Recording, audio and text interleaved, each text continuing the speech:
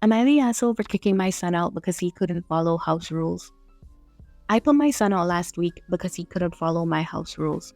He's 27, fell on hard times, so I allowed him to move back in 6 months ago.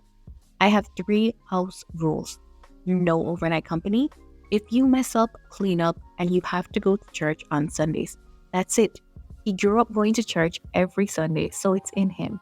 He missed 3 weeks back to back, so I addressed him, and he told me that he'll go next week. Next week came, and he still didn't go. After about 2 months, I sat him down and had a heart-to-heart conversation with him and told him if he couldn't follow my house rules, then he's gonna need to find somewhere else to stay. We agreed to disagree, and he said that he'll be gone by Friday. My husband told me I was wrong because he has to find himself, but I believe if he goes to church, he'll find some direction. By Wednesday, my son was gone. I went from talking to him daily to talking to him once a week, maybe. But he talks to his father daily. Was I wrong for putting him out? I don't think so, because my house, my rules, but I want an outside opinion. Thoughts? I gotta say, you religious nignog. Oh my God. You squeeze me so wrong. And it's 2 things about this person. Here she go. It's that girl. It's that she's a religious nignog. And also, I hate parents who say, or people in general who say, my house, my rules, because you are exploiting the person who needs you for shelter, okay?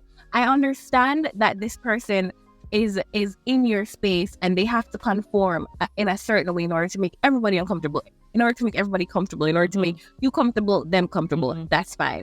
But when you are putting rules on them that has nothing to do with how they exist in your house, just because it's your house, your rules, then that makes no sense to me. That was second of all. Let me go back to the first of all, okay? You religious people think that everything can be solved by religion, but in my humble opinion, and in other people's humble opposite opinion, it's the opposite. And there's nothing wrong with having opposites, but it just seems to be that there's this one side, the religious side, who keeps on pushing and pushing and pushing. And when the other side pushes back, it's always, oh my God, why are non-religious people so this and that? Do you know what I mean? I know you lost your son and come running to us. Why don't you go ask Jesus? Do you know what I mean? I think it's wrong to force, and it says more. That tells me that you know your son enough to know that that's not something he wants. Exactly. That's not something he wants to do. But you think it's some moral failing on his part if he doesn't do that, and you're trying to get him right with the Lord Jesus Christ, right? My good sis, it is 2024. I'm one of them Christians. I think it's fine for people to have multiple belief systems, as in not like one person has multiple beliefs, but like if a group of people believe in this, another group, that's fine. So that doesn't take away anything from mine, okay? I feel like I'm the type of mother, if I was that, right, and I made that rule, and my child doesn't do that, it's just like, well, I tried. And that's it. You know, like, that's the most you can do. You say you tried, they made it through, they didn't follow it, but it's whatever. But also, you tried, but you're not trying in the right way. That's not how you get somebody to do what you want them to. Yeah, we had this conversation. Yeah. So, like, that's not how you got but, like, to do. Because, like, I am around that age, 27 years old, right? And being 27 years old and having to go back to live with your parents, which is sapping some sort of independence from you anyways, and them putting this kind of moral thing on top of it where you have to do this. So like it makes you feel even more infantilized, even if it's not the religious aspect of it all. It's the fact that your parent is telling you to do this thing again when I have to come back and rely on them again. Why are you trying to take away that little bit of independence from them? You know what I mean? Like, I don't even care if it's your house, your rules. Yeah, fine, whatever. But this is your child, and you should understand, like, how to move with them socially in certain ways. Do you know what I mean? Also, I think you're the asshole because you need to kick him out. That's some asshole. Like, because you started the conversation saying he fell in hard time. Hard times ain't stopped yet, and she's now out there suffering because he won't go to church with you. And it doesn't even sound like he was doing anything that was against her religion except for not going to church. It's not like he was coming in, bringing girls, boys, booze, drugs. Comment 1. If he doesn't believe in church or is actively practicing something else, then I think it's wrong. If he's not going because he's lazy, then that's a different story. I disagree. I disagree. Look, it doesn't matter if they're lazy. It does not matter if he doesn't want to go to church because it's 9 o'clock in the morning. It does not matter. But then that, I don't like that commenter saying because he's lazy, because that feeds into the idea that like that church is a chore. Oh, that okay. I can see that. Church, because again, like this is your belief system, man. This is what you rise and shine and go to bed with. It should never be a chore. It should. That's your spiritual basis, right? That's your house of worship. You should feel at peace. Yes, right? At peace, excitement, at home. That's what you should feel at your church. So him being lazy, that feeds into the mentality as a chore. And a lot of people all over the world being like, when children don't want to go to church, you're just lazy, you are heathen, all of that. And it's just like, no, man. What are telling me that you also think it's something not tiring, but something that drains the energy and takes intense focus to participate. Exactly. Do you really like church? Exactly. But and that also feeds into them, that person feeding into them, the parents still trying to parent this 27-year-old. I'm not saying that you cannot give your children advice, direction, but this guy sounds like he's picking up after himself, him not causing no trouble. He's probably going to work or school or whatever, right? Why are you still trying to parent him in a way that if he sleeps until 12 o'clock, you have a problem with it? Like, it's not like, that's not the type of relationship that you guys should have. Like, I understand when he comes out of his room at 12 o'clock, you'll be like, oh, why are you still sleeping till 12? But you're not supposed to be going into his room, opening up the blinds and coming in and saying, get your ass up. No, this is a 27-year-old person who is not that adversary in your home. Do you know what I It's mean? a lack of respect. Yes, it's a lack of respect. You don't see him as an equal. And that I'm sure people in the comments are going to be like, well, they're not an equal because they're relying on me. They're in my house. You're a horrible person. Okay? Mm-hmm. That's not how you treat anybody who's down on hard times, who needs you for something, especially like a child. Do you know what I mean? Comment 2. I am happy to help people condition-free the first few times. After that, you want my help? I have some conditions. Otherwise, it's enabling. You're not going to run me ragged. Accept or decline. Up to you. This is why they say beggars can't be choosers. I get like that's so weird. Ain't nobody force you to help nobody. Ain't nobody force you to help nobody. If you do have conditions because that will like make you uncomfortable, I get that. Which her first 2 rules: no company and clean after yourself, sure. But then the third, you're superimposing what you believe on somebody else. Let's say you know that your son is bi, right? And you said, since you're in my house, no, you can't have boys over. Like, you can't have. yeah. Bitch, what? In that case, you're setting them up to fail. And I feel like that's exactly what this one was doing, because I know that people will say, oh, the kid shouldn't have accepted the rules if he was going to come in and break them. But there's a reason why she put that rule in the first place, because she knows this make it or break it. Exactly. She knows this boy does not want to go to church. So they were both at a stalemate. Like, they were looking each other in the eye and saying, who's gonna flinch first? That's what that's what was happening right here.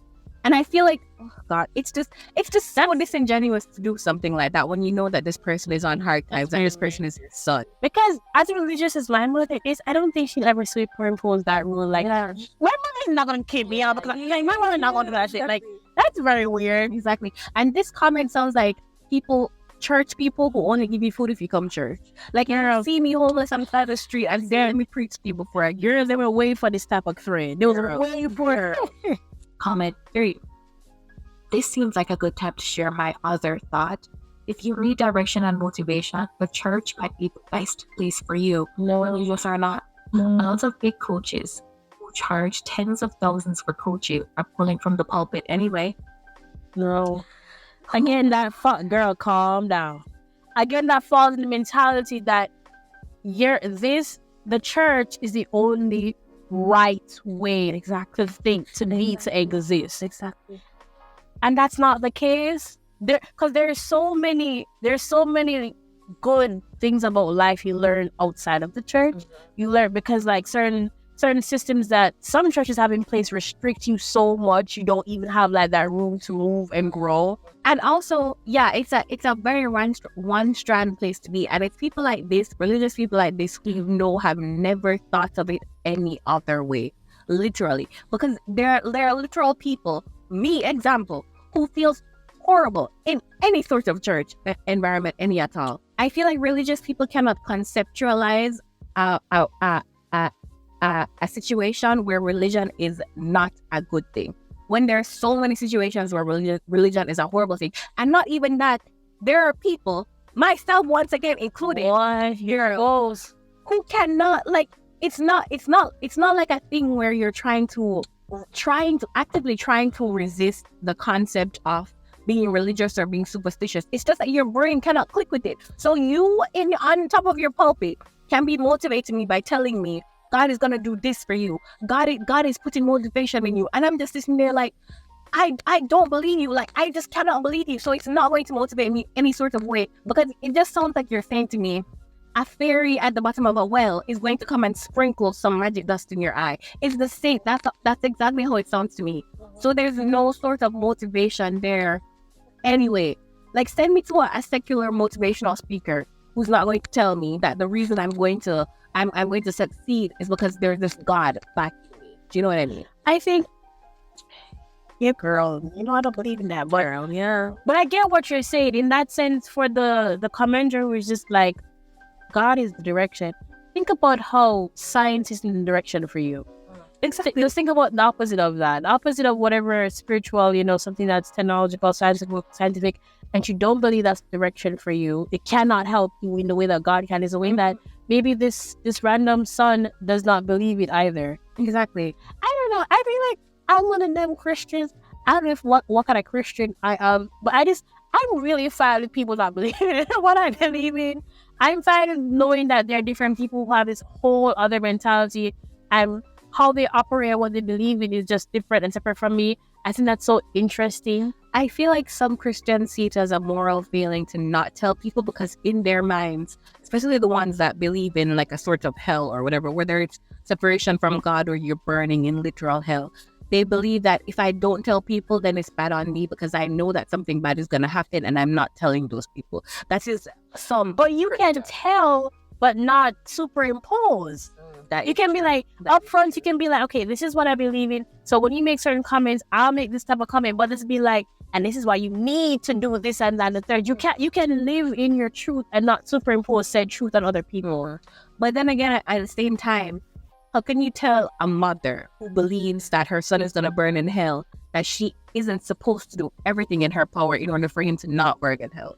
Well, girl, this goes back to like before they're your son or your daughter, they're a person. And it's kind of difficult. It's more difficult than I can conceptualize because I don't have kids, right? But like, I feel like y'all need parents to have a crash course of like, accept your child as they are. Like, how there's certain things they do. You just like, why are you doing this? I don't want this for you. Whether it's religious or morally, I don't want this for you. But this is your child. Yeah. You were just a means to an end to get the person. You were a transport to get the child from wherever it come from into this world. And you gave them as best as you could. Some parents. Yeah. Gave them as best as you could. And now it's just them. Yeah. Now it's just them. Yeah. So if your child was a murderer, what you gonna do? What you gonna do? Prison? Okay. You can't just be like, oh, I know he's a good person deep down. Girl, these are the consequences of his actions. And if you believe that he don't go to hell because he don't, okay, then he don't find out in hell, girl. So, but then you have parents who just can't accept it. And I understand not being able to accept that. You know what I mean? Yeah, I understand not being able to accept that as loose as I can because I'm not a parent. But there's not being able to accept it and then acting on that unacceptance and making that person, as they're living right now, very uncomfortable and choosing not to speak to you. I literally can't force you the same way I don't want you to force me. We can vibe separately.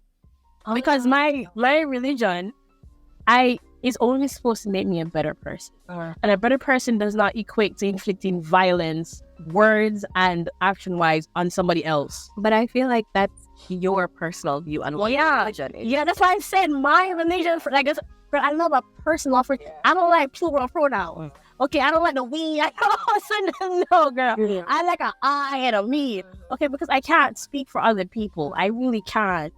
But a lot of religion tries to speak. I know. But all in all, girl, this mother, I hope your son talk back to you again. I hope you apologize, see the error of your ways. Yeah. I hope the son doesn't brush this under the rug. Yeah, and just like comes back, you know.